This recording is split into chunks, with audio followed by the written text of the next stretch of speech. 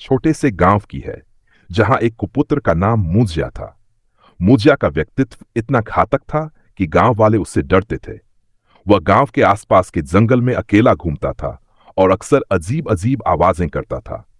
लोग कहते थे कि मूजिया का कोई सगा नहीं था, वह सिर्फ एक काले जादू से जुड़ा हुआ था। एक रात गांव में अजीब सी खामोशी छा गई। लोग कहते हैं कि मूजिया उस रात से गायब हो गया था, लेकिन उसके बाद उस गांव में अजीब घटनाएं होने लगीं। रात के समय घरों में दरवाजे अचानक बंद हो जाते, चूने के निशान अजीब तरीके से दीवारों पर दिखाई देते और लोग रात में डर के मारे सो नहीं पाते थे।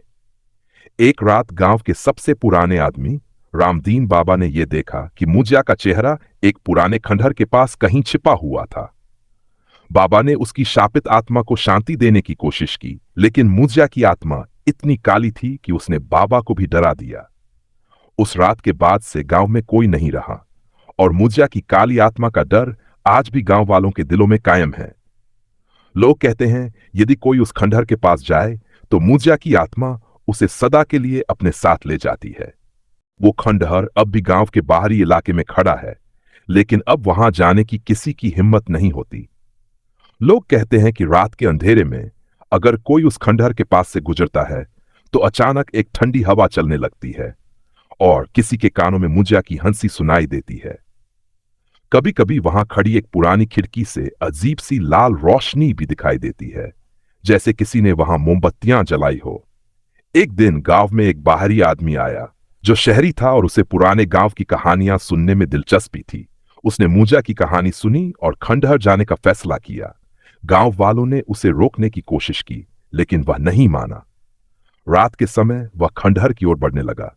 जैसे ही वह खंडहर के पास पहुंचा, उसे महसूस हुआ कि उसके चारों ओर हवा घूम रही है, जैसे कोई उसे घेरने की कोशिश कर रहा हो। अचानक खंडहर से एक आवाज आई, तुम मेरी नींद में खलल डालने आए हो। यह आवाज इतनी डरावनी थी कि आदमी ने पलटकर भागने की कोशिश की, लेकिन जैसे ही वह मुड़ा, उसके पैर जैसे जमीन में धंसे गए। वह कोई हलचल नहीं कर सका और धीरे धीरे खंडहर में समाने लगा। अगली सुबह गांव वाले खंडहर के पास पहुंचे, लेकिन वह आदमी गायब हो चुका था। केवल उसकी चप्पलें और कुछ घिसे पुराने कपड़े पड़े थे। तब से गांव वालों ने ठान लिया कि मूजिया की आत्मा को शांति तभी मिलेगी जब किसी को भी उस खंडहर के पास जाने की हिम्मत न हो।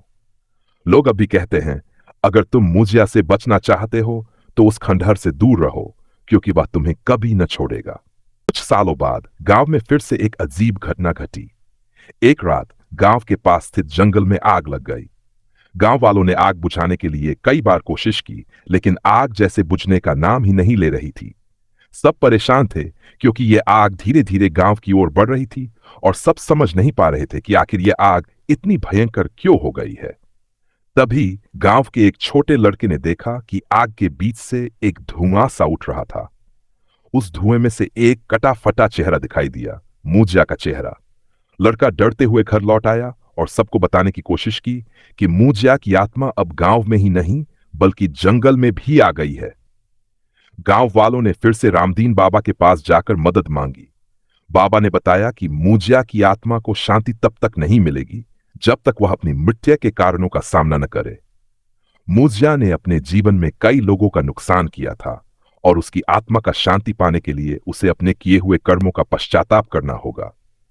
बाबा ने गांव वालों से कहा कि उन्हें मूजिया की आत्मा को शांति देने के लिए एक विशेष पूजा करनी होगी, जिसमें खंडहर के पास रात को दीपक जलाए जाएंगे। वह रात आई जब गांव वाले डर के बावजूद खंडहर के पास इकट्ठा हुए। सभी ने दीपक जलाए और पुरानी पूजा विधियों का पालन किया। जैसे ही पूजा समाप्त हुई, अचानक सब कुछ शांत हो गया। हवा का शोर बंद हो गया और आग भी बुझ गई। तब से मूजिया की आत्मा को शांति मिली और गांव में फिर से एक बार अमन चैन का माहौल लौट आया। लेकिन गांव वाले अब भी खंडहर के पास जाने से डरते हैं, क्योंकि वे जानते हैं कि मूजिया की काली आत्मा कभी पूरी तरह से मुक्त नहीं हुई। कभी कभी रात को खंडहर के पास एक हल्की सी ठंडी हवा चलती है और दूर से हंसी की आवाजें सुनाई देती हैं, जैसे मूजिया अभी भी अपनी शैतानी गतिविधियों को छोड़ने को तैयार नहीं है।